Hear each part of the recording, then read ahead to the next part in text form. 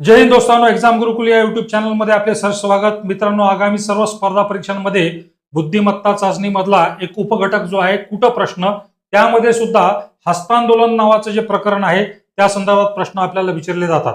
तर मित्रांनो, हा प्रश्न आपण सोडूया. एका क्रिकेट संघातील सर्व खेळाडूंनी एक एक वेळा हस्तांदोलन केले तर हस्तांदोलनाची संख्या किती? आता सर्वप्रथम आपल्याला प्रश्नाचं नीट निरीक्षण करायचं आहे आणि कोणता खेळ सांगितलेला आहे याचं नीट ऑब्झर्वेशन करायचं आहे. कोणता खेळ? क्रिकेट. आता क्रिकेट संघात एकूण खेळाडू किती असतात? 11. आता काही नाही, फक्त हा फॉर्म्युला आपल्या समोर दिलेला आहे. त्या फॉर्म्युलामध्ये एन च्या ठिकाणी ही संख्या टाकायची आहे आणि प्रश्न सोडवायचा आहे. आता एन म्हणजे दोस्तांनो किती आहे? 11. हस्तांदोलनाची संख्या आपल्याला काढायची 11 आणि n-1 11 वजा 1 येणार भागिले किती होणार? 2. आता 11 गुणिले 10 होणार दोस्तांनो, भागिले किती होणार? 2.